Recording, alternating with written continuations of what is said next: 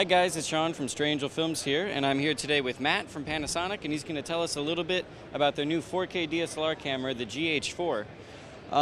So first off, why don't you tell us a little bit about the sensor, the frame rate capabilities, resolution, all that kind of stuff. Okay, so this is a mirrorless camera, so it won't actually have a mirror or pentaprism in the way.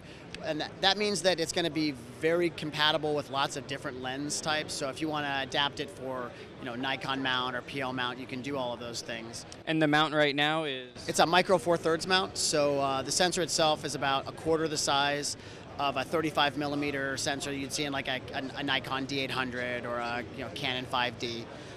Its resolution is 16 million pixel for photos, but the cool thing about this camera is you can record 4K video. It records it in two different resolutions.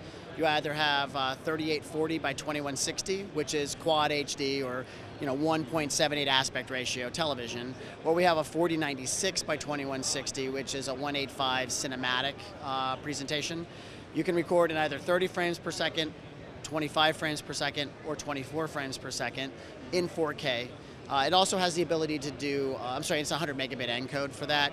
So it means we can write to the SD card internally, so you don't have to use an external recorder to capture 4K. And what kind of compression does it use for the internal recording? So for internal, it's going to be H.264. It'll be 100 megabit, and you'll end up with an 8-bit 420 encode to the SD card. It's important to note that if you want or need better, you can get it. Off the HDMI output of the camera, we can send directly out the HDMI a 10-bit 422 color space and grayscale. And that's prior to compression. So that means that you're not getting a compressed output. It's uncompressed, but it is color corrected by the camera, so it's not a log output. That output then could go to like the Atomos Shogun when it's available directly to an HDMI input. Unfortunately, it's not available right now. So what you do with the product is you run it into our YAGH adapter, which is what's below here. YAGH takes that signal and gives us 4 outputs, which are then run directly into, we're using an AJA Keypro Quad. So the AJA Keypro Quad is taking that signal in. It's then muxing it all together and creating a single 4K image right now on the screen.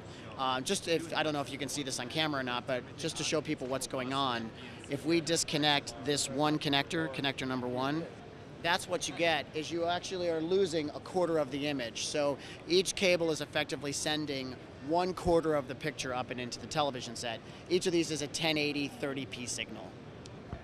Well, it sounds like a pretty impressive little package. How much does it retail for? It's $4 million. We're going to be at $1,700 for the body, okay. $2,000 for the YAGH adapter. If you buy them as a kit, we're going to knock $200 off, so it'll be $3,500 as a kit. Nice little savings on the package. Don't forget the YAGH also includes a fully balanced audio input, gives you analog level controls, even gives you a time code in, so you can gen lock it if you need. And you had mentioned before that the video output has a color correction applied to it. It's not a log space or anything like that. Is there any way of doing a flat output or a flattened output that's not necessarily log, or maybe an internal recording, just to get as much information as possible without throwing a LED on top? Yeah, absolutely. So we've included our Cine-like D profile, which comes from our VariCam products. So if you set it to Cine-like D, that's going to be that optimized for wide dynamic range profile.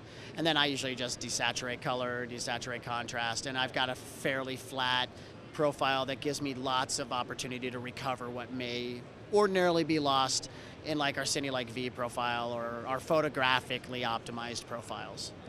Sounds good. Thank you so much for talking with us about it. And check out our website. We got a bunch of demo footage of the camera up for you to take a look at, and it's a very nice camera, and thank you for watching. Thank you.